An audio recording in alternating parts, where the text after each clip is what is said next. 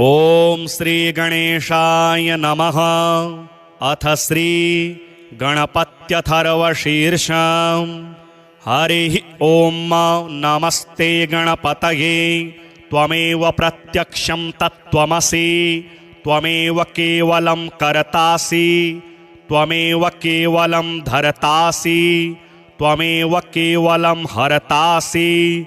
त्वमेव सर्वं खल्विदं ब्रह्मासि। त्वं साक्षादात्मासि नित्यं। ऋतं वच्मि सत्यं वच्मि। अवत्वं माम् अववक्तारम् अवश्रोतारम् अवदातारम् अवधातारम् अवानोचानमवशिष्यम् अवपश्चात्तात अवपुरस्तात् अवोत्तरात्तात अवदक्षिणात्तात अवचोर्ध्वात्तात अवाधरात्तात सर्वतो मां पाहि पाहि समन्तात्। त्वं वाङ्मयस्त्वं चिन्मयः त्वमानन्दमयस्त्वं ब्रह्ममयः। त्वं सच्चिदानन्दाद्वितीयोऽसि। त्वं प्रत्यक्षं ब्रह्मासि। त्वं ज्ञानमयो विज्ञानमयोऽसि। सर्वं जगदिदं त्वत्तो जायते। सर्वं जगदिदं त्वत्तस्तिष्ठति। सर्वं जगदिदं त्वयि लयमेष्यति। सर्वं जगदिदं त्वयि प्रत्येति। त्वं भूमिरापो नलो नीलो नभः। त्वं चत्वारि वाक्पदानि। त्वं गुणत्रयातीतः। त्वमवस्थात्रयातीतः। त्वं देहत्रयातीतः। त्वं कालत्रयातीतः। त्वं मूलाधारस्थितोऽसि नित्यं। त्वं शक्तित्रयात्मकः। त्वां योगिनो ध्यायन्ति नित्यं। त्वं ब्रह्मा त्वं विष्णुस्त्वं रुद्रस्त्वं इन्द्रस्त्वं अग्निस्त्वं वायुस्त्वं सूर्यस्त्वं चन्द्रमास्त्वं ब्रह्म भूर्भुवः स्वरोम गणादिं पूर्वमुच्चार्य वर्णादिं तदनन्तरम् अनुस्वारः परतरः अर्धेन्दुलसितं तारेण ऋद्धम् एतत्तौ मनुस्वरूपं गकारः पूर्वरूपम् अकारो मध्यमरूपम् अनुस्वारश्चान्त्यरूपम् बिन्दुरुत्तररूपम् नादः सन्धानं संहिता संधिः सैषा गणेशविद्या गणकऋषिः निच्छ्रितगायत्री छन्दः गणपतिर्देवता। ॐ गङ्गणपतये नमः। एकदन्ताय विद्महे वक्रतुण्डाय धीमहि तन्नो दन्तिः प्रचोदयात्। एकदन्तं चतुर्हस्तं पाशमङ्कुशधारिणं रदं च वरदं हस्तैर्बिभ्राणं मूषकध्वजं रक्तं लम्बोदरं शूर्प कर्णकं रक्तवाससं रक्तगन्धानुलिप्ताङ्गं रक्तपुष्पैः सुपूजितं भक्तानुकम्पिनं देवं जगत्कारणमच्युतम् आविर्भूतं च सृष्ट्यादौ प्रकृतेः पुरुषात् परम् एवं ध्यायति यो नित्यं स योगी योगिनां वरः। नमो व्रातपतये नमो गणपतये नमः प्रमथपतये नमस्तेस्तु लम्बोदराय एकदन्ताय विघ्नविनाशिने शिवसुताय श्रीवरदमूर्तये नमो नमः। अथ श्री हरिद्रा गणेश कवचम्। ईश्वर उवाच शृणु वक्ष्यामि कवचम् सर्वसिद्धिकरं प्रिये पठित्वा पाठयित्वा च मुच्यते सर्वसङ्कटात्। अज्ञात्वा कवचं देवी गणेशस्य मनुं जपेत् सिद्धिर्न जायते तस्य कल्पकोटिशतैरपि। आमोदश्च शिरः पातु प्रमोदश्च शिखोपरि सम्मोदो भ्रूयुगे पातु भ्रूमध्ये च गणाधिपः। गणाक्रीडो नेत्रयुग्मं नासायां गणनायकः गणक्रीडान्वितः पातु वदने सर्वसिद्धये जिह्वायां सुमुखः पातु ग्रीवायां दुर्मुखः सदा विघ्नेशो हृदये पातु विघ्ननाथश्च वक्षसि गणानां नायकः पातु बाहुयुग्मं सदा मम विघ्नकर्ता च युदरे विघ्नहर्ता च लिङ्गके गजवक्त्रः कटिदेशे एकदन्तो नितम्बके लम्बोदरः सदा पातु गुह्यदेशे ममारुणः व्यालयज्ञोपवीति मां पातु पादयुगे सदा जापकः सर्वदा पातु जानुजङ्घे गणाधिपः हारिद्रः सर्वदा पातु सर्वाङ्गे गणनायकः य इदं प्रपठे नित्यं गणेशस्य महेश्वरी कवचं सर्वसिद्धाख्यं सर्वविघ्नविनाशनं सर्वसिद्धिकरं साक्षात् सर्वपापविमोचनं सर्वसम्पत्प्रदं साक्षात् सर्वदुःखविमोक्षणं सर्वापत्तिप्रशमनं सर्वशत्रुक्षयङ्करं ग्रहपीडाज्वरारोगा ये चान्ये गुह्यकादयः पठनाद्धारणादेव नाशमायन्ति तत्क्षणात् धनधान्यकरं देवी कवचं सुरपूजितं समं नास्ति महेशानि त्रैलोक्ये कवचस्य च हारिद्रस्य महादेवी विघ्नराजस्य भूतले किमन्ये रसदालापैर्यत्रायुर्व्ययतामि यात् श्री एकदन्त शरणागते स्तोत्र। श्री गणेशाय नमः।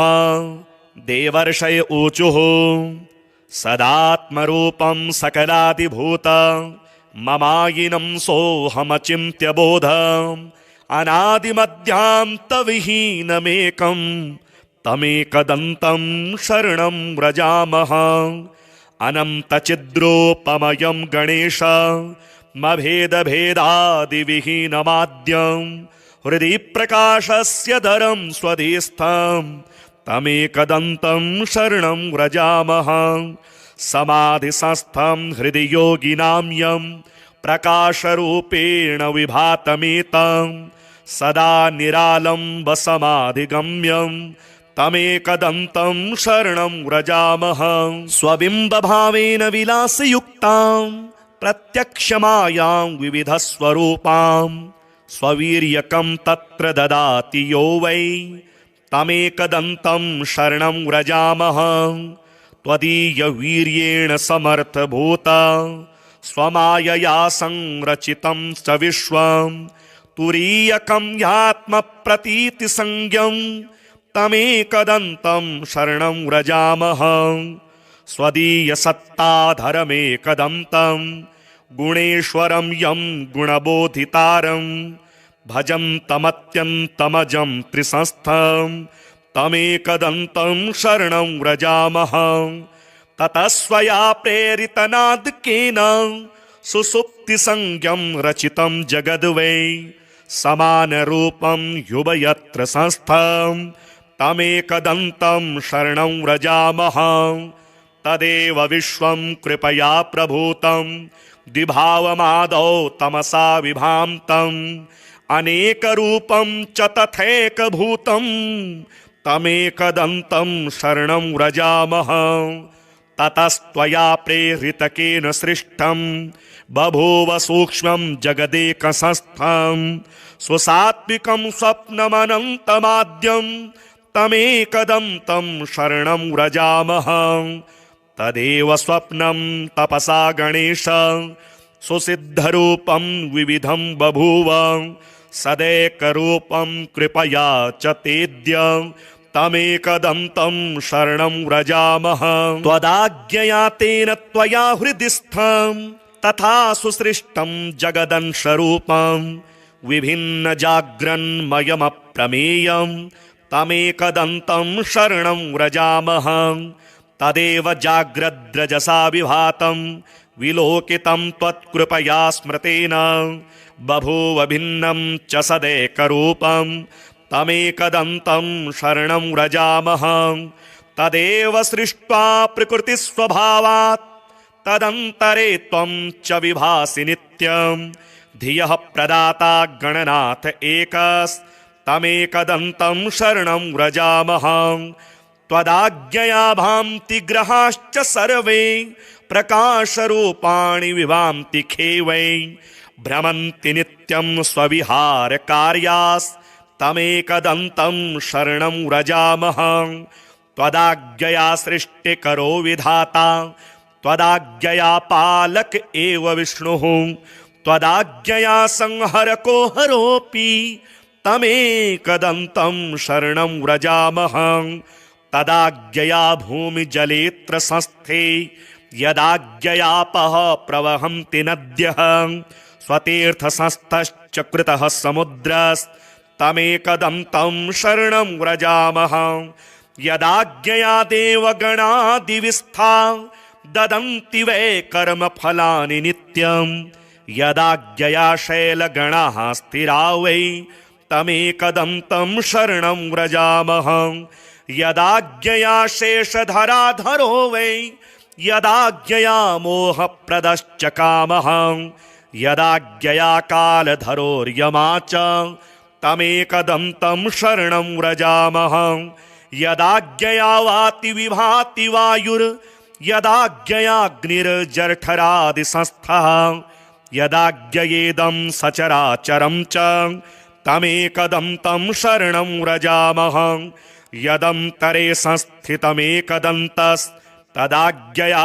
सर्वमिदं विभाति अनन्तरूपं हृदि बोधकं यस्तमेकदन्तं शरणं व्रजामः सुयोगिनो योगबलेन साध्यं प्रकुर्वते कः स्तवनेन स्तौति अतः प्रणामेन सुसिद्धिदोस्तु तमेकदन्तं शरणं व्रजामः गृत्समद उवाच एवं स्तुत्वा गणेशानं देवः समुनयः प्रभुं तूष्णीं भावं प्रपद्येव नन्द्रतुर्हर्षसंयुताः सतानुवाच प्रीतात्मा देवर्षीणां स्तवेन वै एकदन्तो महाभागो देवर्षीन् भक्तवत्सलः एकदन्त उवाच स्तोत्रेणाहं प्रसन्नोऽस्मि सुरः शर्षिगणः किल वरदम्भो वृणतु वो दास्यामि मनसीप्सितं भवत्कृतं मदीयं यत् स्तोत्रं प्रीतिप्रदं च तत् भविष्यति न सन्देहः सर्वसिद्धिप्रदायकं यं यमिच्छति तं तं वै दास्यामि स्तोत्रपाठतः पुत्रपौत्रादिकं सर्वं कलत्रं धनधान्यकं गजास्वादिकमत्यन्तं राज्यभोगादिकं ध्रुवं भुक्तिं मुक्तिं च योगं वै लभते शान्तिदायकं मारणोच्चाटनादीनि राज्यबन्धादिकं च यत् पठतां शृण्वतां नृणां भवेच्च बन्धहीनताम् एकविंशतिवारं यः श्लोकानेवैकविंशतीन् पठेच्च हृदि मां स्मृत्वा दिनानि त्वेकविंशतिः न तस्य दुर्लभं किञ्चित् त्रिषु लोकेषु वै भवेत् असाध्यं साधयेन मर्त्यः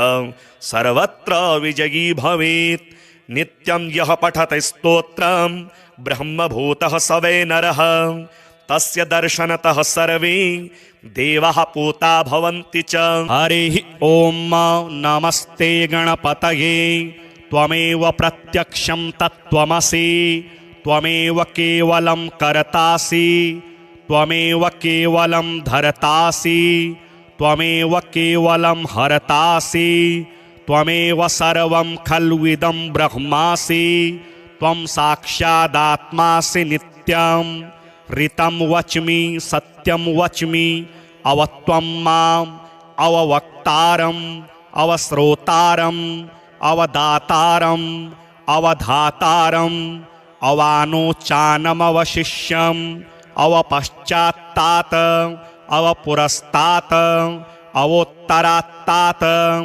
अवदक्षिणात्तात अवचोर्ध्वात्तात अवाधरात्तात सर्वतो मां पाहि पाहि समन्तात त्वं वाङ्मयस्त्वं चिन्मयः त्वमानन्दमयस्त्वं ब्रह्ममयः त्वं सच्चिदानन्दाद्वितीयोऽसि त्वं प्रत्यक्षं ब्रह्मासि त्वं ज्ञानमयो विज्ञानमयोऽसि सर्वं जगदिदं त्वत्तो जायते सर्वं जगदिदं त्वत्तस्तिष्ठति सर्वं जगदिदं त्वयि लयमेष्यति सर्वं जगदिदं त्वयि प्रत्येति त्वं भूमिरापो नलो नीलो नभः त्वं चत्वारि वाक्पदानि त्वं गुणत्रयातीतः त्वमवस्थात्रयातीतः त्वं देहत्रयातीतः त्वं कालत्रयातीतः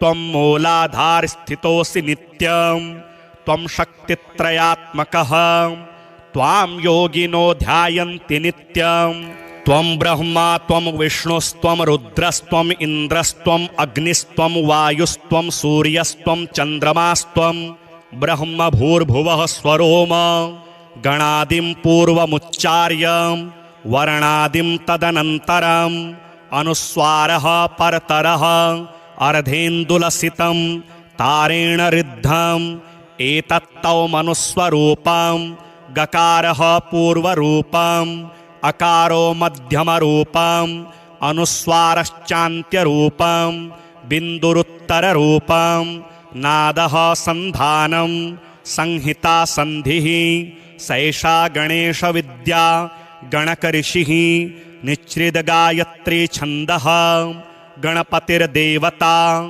ॐ गङ्गणपतये नमः एकदन्ताय विद्महे वक्रतुण्डाय धीमहि तन्नो दन्तिः प्रचोदयात् एकदन्तं चतुर्हस्तं पाशमङ्कुशधारिणां रदं च वरदं हस्तैर्बिभ्राणं मूषकध्वजं रक्तं लम्बोदरं शूर्पकर्णकं रक्तवाससं रक्तगन्धानुलिप्ताङ्गं रक्तपुष्पैः सुपूजितं भक्तानुकम्पिनं देवं जगत्कारणमच्युतम् आविर्भूतं च सृष्ट्यादौ प्रकृतेः पुरुषात् परम् एवं ध्यायति यो नित्यं स योगी योगिनां वरः नमो व्रातपतये नमो गणपतये नमः प्रमथपतये नमस्तेस्तु लम्बोदराय एकदन्ताय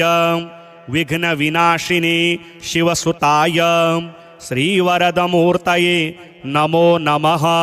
अथ श्री हरिद्रा गणेश कवचम् ईश्वर उवाच शृणु वक्ष्यामि कवचम् सर्वसिद्धिकरं प्रिये पठित्वा पाठयित्वा च मुच्यते सर्वसङ्कटात् अज्ञात्वा कवचं देवी गणेशस्य मनुं जपेत् सिद्धिर्न जायते तस्य कल्पकोटिशतैरपि आमोदश्च शिरः पातु प्रमोदश्च शिखोपरि सम्मोदो भ्रूयुगे पातु भ्रूमध्ये च गणाधिपः गणाक्रीडो नेत्रयुग्मं नासायां गणनायकः गणक्रीडान्वितः पातु वदने सर्वसिद्धये जिह्वायां सुमुखः पातु ग्रीवायां दुर्मुखः सदा विघ्नेशो हृदये पातु विघ्ननाथश्च वक्षसि गणानां नायकः पातु बाहुयुग्मं सदा मम विघ्नकर्ता च युदरे विघ्नहर्ता च लिङ्गके गजवक्त्रः कटिदेशे एकदन्तो नितम्बके लम्बोदरः सदा पातु गुह्यदेशे ममारुणः व्यालयज्ञोपवीति मां पातु पादयुगे सदा जापकः सर्वदा पातु जानुजङ्घे गणाधिपः हारिद्रः सर्वदा पातु सर्वाङ्गे गणनायकः य इदं प्रपठे नित्यं गणेशस्य महेश्वरी कवचं सर्वसिद्धाख्यं सर्वविघ्नविनाशनं सर्वसिद्धिकरं साक्षात् सर्वपापविमोचनं सर्वसम्पत्प्रदं साक्षात् सर्वदुःखविमोक्षणं सर्वापत्तिप्रशमनं सर्वशत्रुक्षयङ्करं ग्रहपीडाज्वरारोगा ये चान्ये गुह्यकादयः पठनाद्धारणादेव नाशमायन्ति तत्क्षणात् धनधान्यकरं देवी कवचं सुरपूजितं समं नास्ति महेशानि त्रैलोक्ये कवचस्य च हारिद्रस्य महादेवी विघ्नराजस्य भूतले किमन्ये रसदालापैर् यत्रायुर्व्ययतामि यात्। श्री एकदंत शरणागति स्तोत्र। श्री गणेशाय नमः। देवर्षय ऊचुः सदात्मरूपं सकलादिभूत ममायिनं सोऽहमचिन्त्य बोधम् अनादिमध्यान्तविहीनमेकं तमेकदन्तं शरणं व्रजामः। अनन्तचिद्रूपमयं गणेशमभेदभेदादिविहीनमाद्यं हृदि प्रकाशस्य दरं स्वधिस्थं तमेकदन्तं शरणं व्रजामः। समाधिसंस्थं हृदि योगिनां यं प्रकाशरूपेण विभातमेतं सदा निरालम्बसमाधिगम्यं तमेकदन्तं शरणं व्रजामः। स्वबिम्बभावेन विलासयुक्तां प्रत्यक्षमायां विविधस्वरूपां स्ववीर्यकं तत्र ददाति यो वै तमेकदन्तं शरणं व्रजामः। त्वदीयवीर्येण समर्थभूता स्वमायया संरचितं च विश्वं तुरीयकं ह्यात्मप्रतीतिसंज्ञं तमेकदन्तं शरणं व्रजामः। स्वदीयसत्ताधरमेकदन्तं गुणेश्वरं यं गुणबोधितारं भजन्तमत्यन्तमजं त्रिसंस्थं तमेकदन्तं शरणं व्रजामः। ततः स्वया प्रेरितनादकेन सुसुप्तिसंज्ञं रचितं जगद्वै समानरूपं युवयत्र संस्थं तमेकदन्तं शरणं व्रजामः। तदेव विश्वं कृपया प्रभूतं द्विभावमादौ तमसा विभान्तं अनेकरूपं च तथैकभूतं तमेकदन्तं शरणं व्रजामः। ततस्त्वया प्रेरितकेन सृष्टं बभूव सूक्ष्मं जगदेकसंस्थं स्वसात्विकं स्वप्नमनन्तमाद्यं तमेकदन्तं शरणं व्रजामः। तदेव स्वप्नं तपसा गणेश सुसिद्धरूपं विविधं बभूव सदैकरूपं कृपया च तेद्य तमेकदन्तं शरणं व्रजामः। त्वदाज्ञया तेन त्वया हृदि स्थं तथा सुसृष्टं जगदंशरूपं विभिन्न जाग्रन्मयमप्रमेयं तमेकदन्तं शरणं व्रजामः। तदेव जाग्रद्रजसा विभातं विलोकितं त्वत्कृपया स्मृतेन बभूव भिन्नं च सदैकरूपं तमेकदन्तं शरणं व्रजामः। तदेव सृष्ट्वा प्रकृतिस्वभावात् तदन्तरे त्वं च विभासि नित्यं धियः प्रदाता गणनाथ एकस्तमेकदन्तं शरणं व्रजामः। त्वदाज्ञया भान्ति ग्रहाश्च सर्वे प्रकाशरूपाणि विभान्ति खेवै भ्रमन्ति नित्यं स्वविहारकार्यास्तमेकदन्तं शरणं व्रजामः।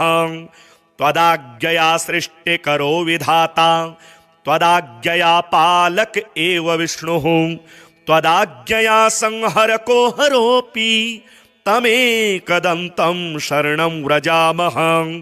तदाज्ञया भूमिजलेऽत्र संस्थे यदाज्ञयापः प्रवहन्ति नद्यः स्वतीर्थसंस्थश्च कृतः समुद्रस्तमेकदन्तं शरणं व्रजामः यदाज्ञया देवगणादिविस्था ददन्ति वै कर्मफलानि नित्यं यदाज्ञया शैलगणाः स्थिरा वै तमेकदन्तं शरणं व्रजामः यदाज्ञया शेषधराधरो वै यदाज्ञया मोहप्रदश्च कामः यदाज्ञया कालधरोर्यमा च तमेकदन्तं शरणं व्रजामः यदाज्ञया वाति विभाति वायुर्यदाज्ञयाग्निर्जठरादिसंस्थः यदाज्ञयेदं सचराचरं च तमेकदन्तं शरणं व्रजामः यदन्तरे संस्थितमेकदन्तस्तदाज्ञया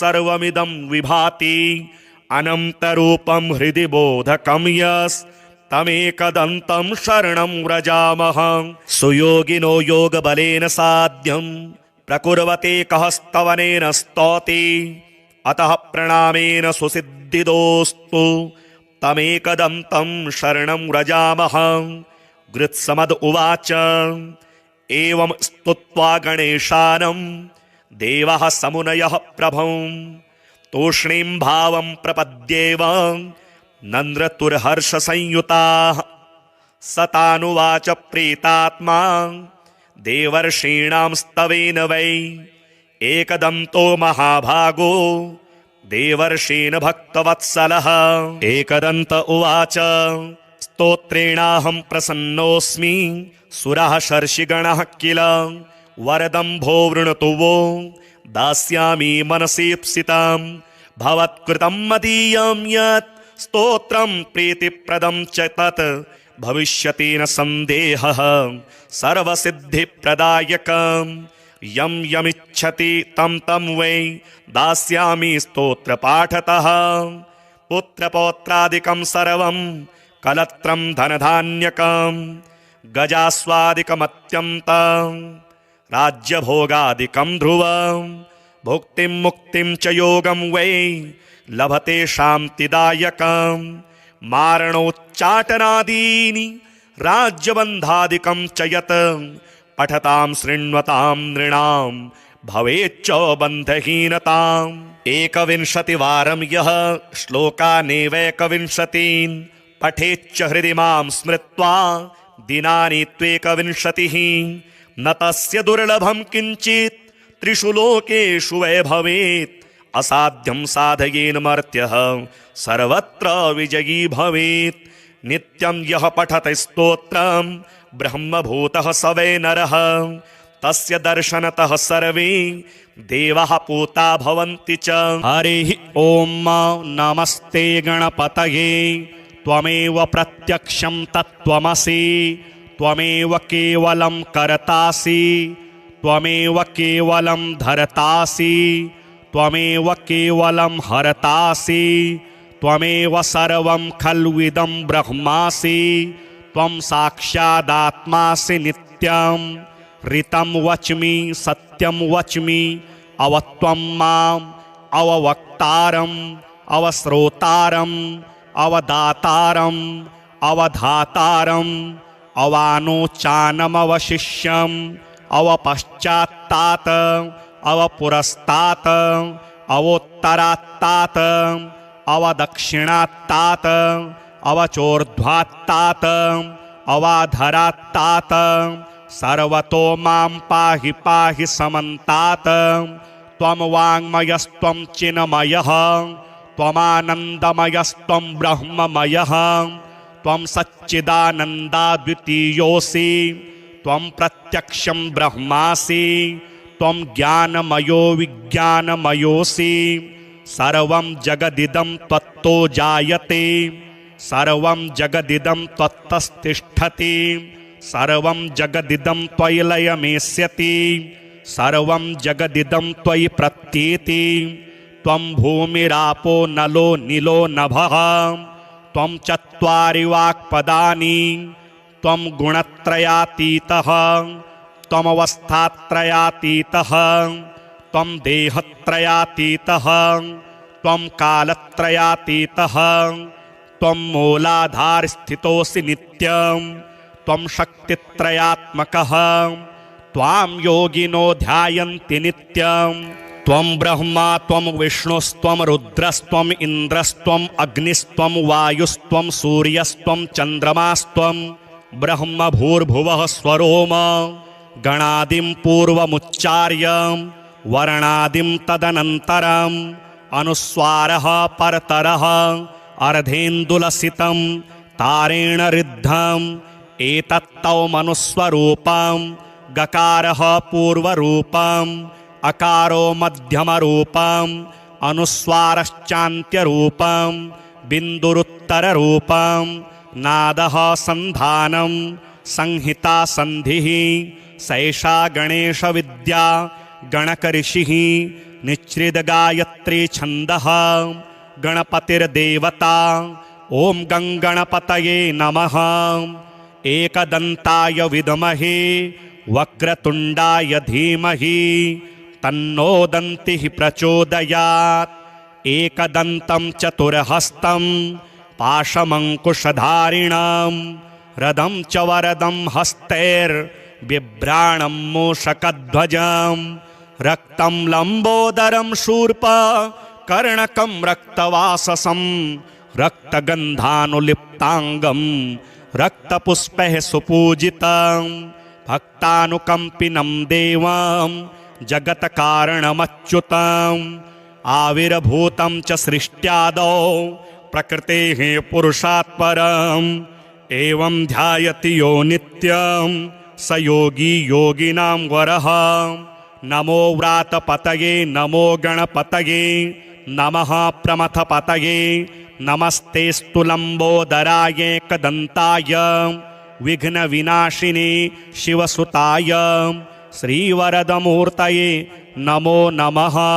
अथ श्री हरिद्रा गणेश कवचम् ईश्वर उवाच शृणु वक्ष्यामि कवचम् सर्वसिद्धिकरं प्रिये पठित्वा पाठयित्वा च मुच्यते सर्वसङ्कटात् अज्ञात्वा कवचं देवी गणेशस्य मनुं जपेत् सिद्धिर्न जायते तस्य कल्पकोटिशतैरपि आमोदश्च शिरः पातु प्रमोदश्च शिखोपरि सम्मोदो भ्रूयुगे पातु भ्रूमध्ये च गणाधिपः गणाक्रीडो नेत्रयुग्मं नासायां गणनायकः गणक्रीडान्वितः पातु वदने सर्वसिद्धये जिह्वायां सुमुखः पातु ग्रीवायां दुर्मुखः सदा विघ्नेशो हृदये पातु विघ्ननाथश्च वक्षसि गणानां नायकः पातु बाहुयुग्मं सदा मम विघ्नकर्ता च युदरे विघ्नहर्ता च लिङ्गके गजवक्त्रः कटिदेशे एकदन्तो नितम्बके लम्बोदरः सदा पातु गुह्यदेशे ममारुणः व्यालयज्ञोपवीति मां पातु पादयुगे सदा जापकः सर्वदा पातु जानुजङ्घे गणाधिपः हारिद्रः सर्वदा पातु सर्वाङ्गे गणनायकः य इदं प्रपठे नित्यं गणेशस्य महेश्वरी कवचं सर्वसिद्धाख्यं सर्वविघ्नविनाशनं सर्वसिद्धिकरं साक्षात् सर्वपापविमोचनं सर्वसम्पत्प्रदं साक्षात् सर्वदुःखविमोक्षणं सर्वापत्तिप्रशमनं सर्वशत्रुक्षयङ्करं ग्रहपीडाज्वरारोगा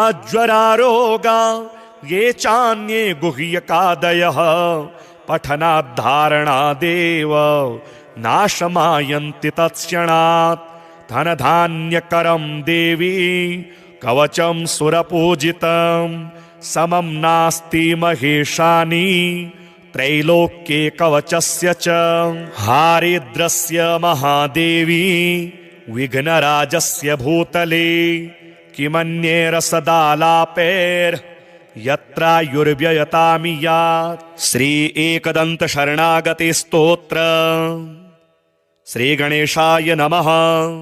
देवर्षय ऊचुः सदात्मरूपं सकलादिभूत ममायिनं सोऽहमचिन्त्य बोध अनादिमध्यान्तविहीनमेकं तमेकदन्तं शरणं व्रजामः। अनन्तचिद्रूपमयं गणेशमभेदभेदादिविहीनमाद्यं हृदि प्रकाशस्य दरं स्वधिस्थं तमेकदन्तं शरणं व्रजामः। समाधिसंस्थं हृदि योगिनां यं प्रकाशरूपेण विभातमेतं सदा निरालम्बसमाधिगम्यं तमेकदन्तं शरणं व्रजामः। स्वबिम्बभावेन विलासयुक्तां प्रत्यक्षमायां विविधस्वरूपां स्ववीर्यकं तत्र ददाति यो वै तमेकदन्तं शरणं व्रजामः। त्वदीयवीर्येण समर्थभूता स्वमायया संरचितं च विश्वं तुरीयकं ह्यात्मप्रतीतिसंज्ञं तमेकदन्तं शरणं व्रजामः। स्वदीयसत्ताधरमेकदन्तं गुणेश्वरं यं गुणबोधितारं भजन्तमत्यन्तमजं त्रिसंस्थं तमेकदन्तं शरणं व्रजामः। ततः स्वया प्रेरितनादकेन सुसुप्तिसंज्ञं रचितं जगद्वै समानरूपं युवयत्र संस्थं तमेकदन्तं शरणं व्रजामः। तदेव विश्वं कृपया प्रभूतं द्विभावमादौ तमसा विभान्तं अनेकरूपं च तथैकभूतं तमेकदन्तं शरणं व्रजामः। ततस्त्वया प्रेरितकेन सृष्टं बभूव सूक्ष्मं जगदेकसंस्थं स्वसात्विकं स्वप्नमनन्तमाद्यं तमेकदन्तं शरणं व्रजामः। तदेव स्वप्नं तपसा गणेश सुसिद्धरूपं विविधं बभूव सदैकरूपं कृपया च तेद्य तमेकदन्तं शरणं व्रजामः। त्वदाज्ञया तेन त्वया हृदि स्थं तथा सुसृष्टं जगदंशरूपं विभिन्न जाग्रन्मयमप्रमेयं तमेकदन्तं शरणं व्रजामः। तदेव जाग्रद्रजसा विभातं विलोकितं त्वत्कृपया स्मृतेन बभूव भिन्नं च सदैकरूपं तमेकदन्तं शरणं व्रजामः। तदेव सृष्ट्वा प्रकृतिस्वभावात् तदन्तरे त्वं च विभासि नित्यं धियः प्रदाता गणनाथ एकस्तमेकदन्तं शरणं व्रजामः। त्वदाज्ञया भान्ति ग्रहाश्च सर्वे प्रकाशरूपाणि विभान्ति खेवै भ्रमन्ति नित्यं स्वविहारकार्यास्तमेकदन्तं शरणं व्रजामः। त्वदाज्ञया सृष्टिकरो विधाता त्वदाज्ञया पालक एव विष्णुः त्वदाज्ञया संहरको हरोऽपि तमेकदन्तं शरणं व्रजामः।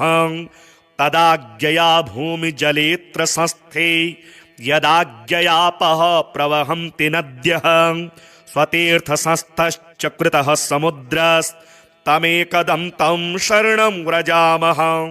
यदाज्ञया देवगणादिविस्था ददन्ति वै कर्मफलानि नित्यं यदाज्ञया शैलगणाः स्थिरा वै तमेकदन्तं शरणं व्रजामः। यदाज्ञया शेषधराधरो वै यदाज्ञया मोहप्रदश्च कामः यदाज्ञया कालधरोर्यमा च तमेकदन्तं शरणं व्रजामः। यदाज्ञया वाति विभाति वायुर्यदाज्ञयाग्निर्जठरादिसंस्थः यदाज्ञयेदं सचराचरं च तमेकदन्तं शरणं व्रजामः। यदन्तरे संस्थितमेकदन्तस्तदाज्ञया सर्वमिदं विभाति अनन्तरूपं हृदि बोधकं यस्तमेकदन्तं शरणं व्रजामः। सुयोगिनो योगबलेन साध्यं प्रकुर्वते कः स्तवनेन स्तौति। अतः प्रणामेन सुसिद्धिदोस्तु तमेकदन्तं शरणं व्रजामः। गृत्समद उवाच एवं स्तुत्वा गणेशानं देवः समुनयः प्रभुं तूष्णीं भावं प्रपद्येव नन्द्रतुर्हर्षसंयुताः। सतानुवाच प्रीतात्मा देवर्षीणां स्तवेन वै एकदन्तो महाभागो देवर्षीन् भक्तवत्सलः। एकदन्त उवाच स्तोत्रेणाहं प्रसन्नोऽस्मि सुरः शर्षिगणः किल वरदम्भो वृणतु वो दास्यामि मनसीप्सितां।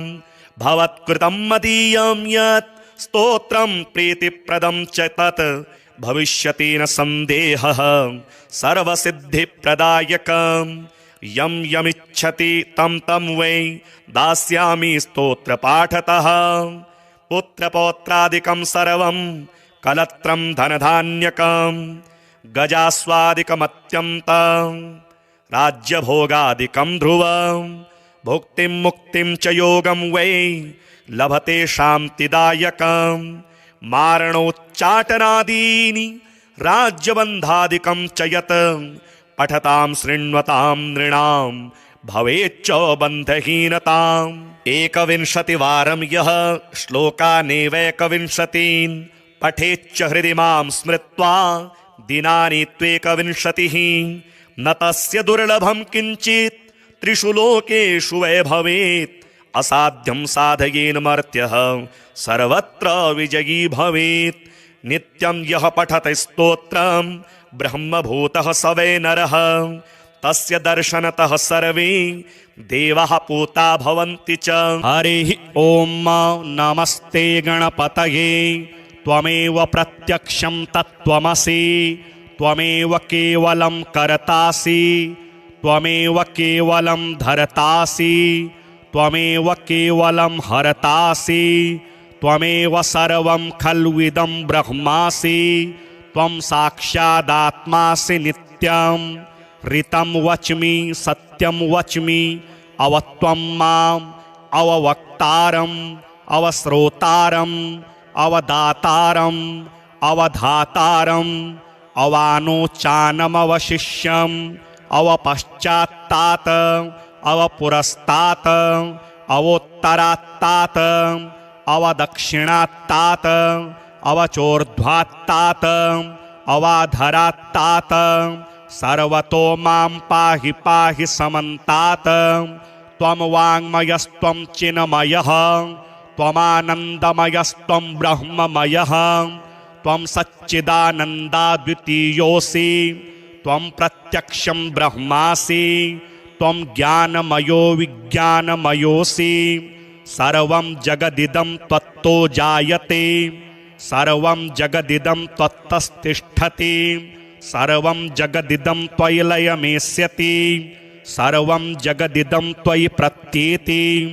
त्वं भूमिरापो नलो निलो नभः त्वं चत्वारि वाक्पदानि त्वं गुणत्रयातीतः त्वमवस्थात्रयातीतः त्वं देहत्रयातीतः त्वं कालत्रयातीतः त्वं मूलाधारस्थितोऽसि नित्यं त्वं शक्तित्रयात्मकः त्वां योगिनो ध्यायन्ति नित्यं। त्वं ब्रह्मा त्वं विष्णुस्त्वं रुद्रस्त्वम् इन्द्रस्त्वम् अग्निस्त्वं वायुस्त्वं सूर्यस्त्वं चन्द्रमास्त्वं ब्रह्म भूर्भुवः स्वरोम गणादिं पूर्वमुच्चार्य वर्णादिं तदनन्तरम् अनुस्वारः परतरः अर्धेन्दुलसितं तारेण ऋद्धम् एतत्तौ मनुस्वरूपं गकारः पूर्वरूपम् अकारो मध्यमरूपम् अनुस्वारश्चान्त्यरूपम् बिन्दुरुत्तररूपम् नादः सन्धानं संहिता सन्धिः सैषा गणेशविद्या गणकऋषिः निच्छ्रितगायत्री छन्दः गणपतिर्देवता। ॐ गङ्गणपतये नमः। एकदन्ताय विद्महे वक्रतुण्डाय धीमहि तन्नो दन्तिः प्रचोदयात्। एकदन्तं चतुर्हस्तं पाशमङ्कुशधारिणं रदं च वरदं हस्तैर्बिभ्राणं मूषकध्वजं रक्तं लम्बोदरं शूर्पकर्णकं रक्तवाससं रक्तगन्धानुलिप्ताङ्गं रक्तपुष्पैः सुपूजितं भक्तानुकम्पिनं देवं जगत्कारणमच्युतम् आविर्भूतं च सृष्ट्यादौ प्रकृतेः पुरुषात् परम् एवं ध्यायति यो नित्यं स योगी योगिनां वरः। नमो व्रातपतये नमो गणपतये नमः प्रमथपतये नमस्तेस्तु लम्बोदराय एकदन्ताय विघ्नविनाशिने शिवसुताय श्रीवरदमूर्तये नमो नमः। अथ श्री हरिद्रा गणेश कवचम्। ईश्वर उवाच शृणु वक्ष्यामि कवचम् सर्वसिद्धिकरं प्रिये पठित्वा पाठयित्वा च मुच्यते सर्वसङ्कटात्। अज्ञात्वा कवचं देवी गणेशस्य मनुं जपेत् सिद्धिर्न जायते तस्य कल्पकोटिशतैरपि। आमोदश्च शिरः पातु प्रमोदश्च शिखोपरि सम्मोदो भ्रूयुगे पातु भ्रूमध्ये च गणाधिपः। गणाक्रीडो नेत्रयुग्मं नासायां गणनायकः गणक्रीडान्वितः पातु वदने सर्वसिद्धये। जिह्वायां सुमुखः पातु ग्रीवायां दुर्मुखः सदा विघ्नेशो हृदये पातु विघ्ननाथश्च वक्षसि। गणानां नायकः पातु बाहुयुग्मं सदा मम विघ्नकर्ता च युदरे विघ्नहर्ता च लिङ्गके।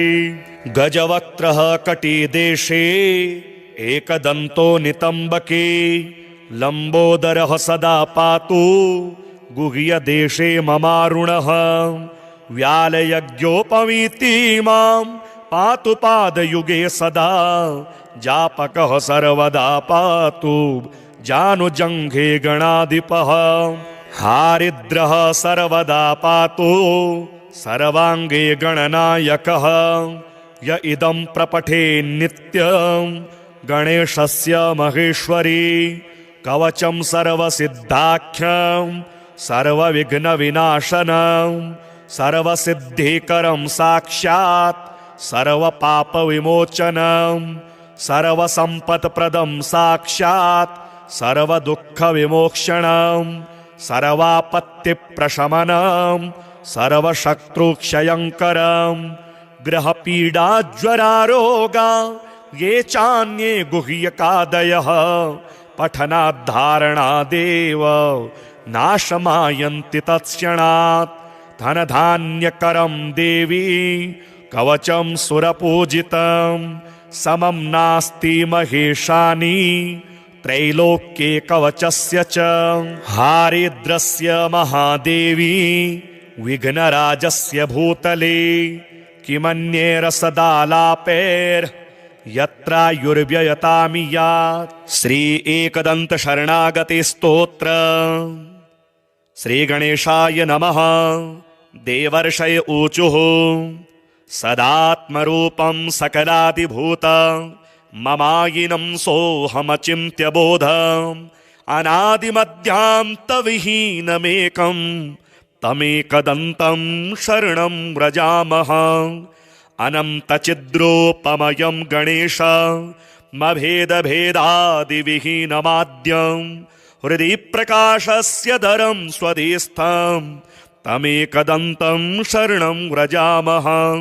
समाधिसंस्थं हृदि योगिनां यं प्रकाशरूपेण विभातमेतं सदा निरालम्बसमाधिगम्यं तमेकदन्तं शरणं व्रजामः स्वबिम्बभावेन विलासयुक्तां प्रत्यक्षमायां विविधस्वरूपां स्ववीर्यकं तत्र ददाति यो वै तमेकदन्तं शरणं व्रजामः त्वदीयवीर्येण समर्थभूता स्वमायया संरचितं च विश्वं तुरीयकं ह्यात्मप्रतीतिसंज्ञं तमेकदन्तं शरणं व्रजामः स्वदीयसत्ताधरमेकदन्तं गुणेश्वरं यं गुणबोधितारं भजन्तमत्यन्तमजं त्रिसंस्थं तमेकदन्तं शरणं व्रजामः ततः स्वया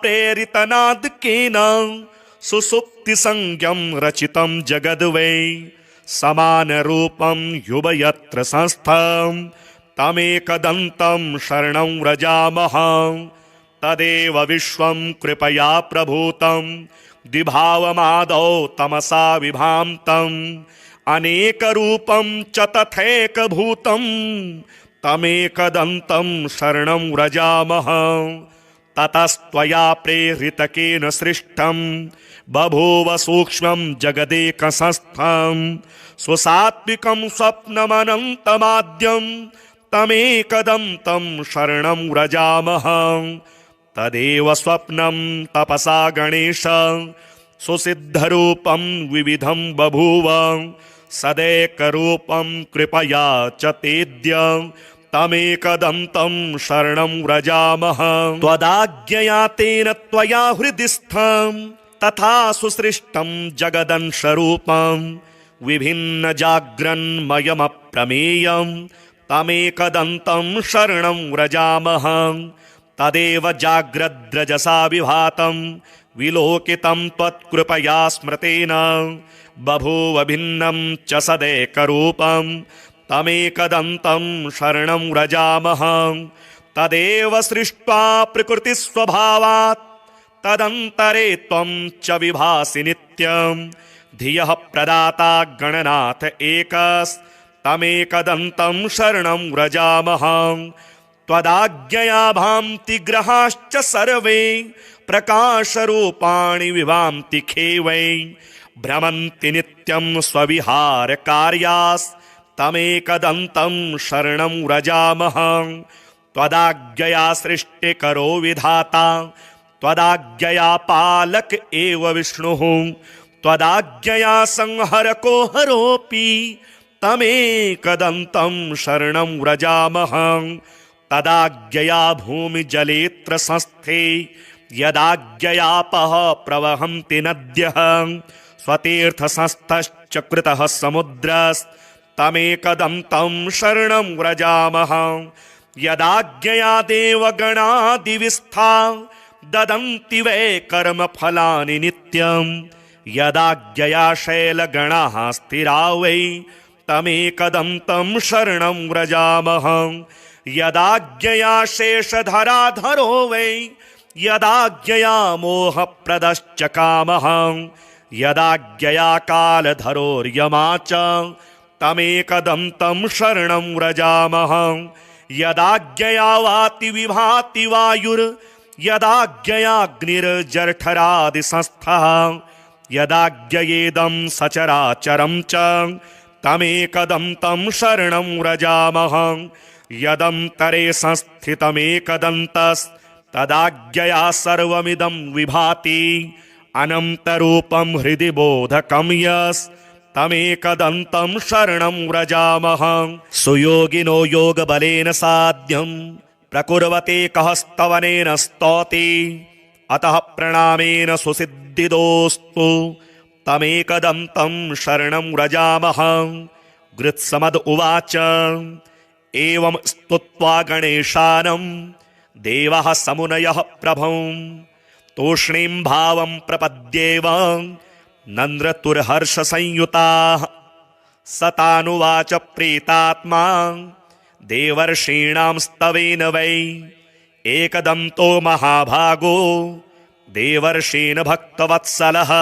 एकदन्त उवाच स्तोत्रेणाहं प्रसन्नोऽस्मि सुरः शर्षिगणः किल वरदम्भो वृणतु वो दास्यामि मनसीप्सितां भवत्कृतं मदीयं यत् स्तोत्रं प्रीतिप्रदं च तत् भविष्यति न सन्देहः सर्वसिद्धिप्रदायकं यं यमिच्छति तं तं वै दास्यामि स्तोत्रपाठतः पुत्रपौत्रादिकं सर्वं कलत्रं धनधान्यकं गजास्वादिकमत्यन्तं राज्यभोगादिकं ध्रुवं भुक्तिं मुक्तिं च योगं वै लभते शान्तिदायकं मारणोच्चाटनादीनि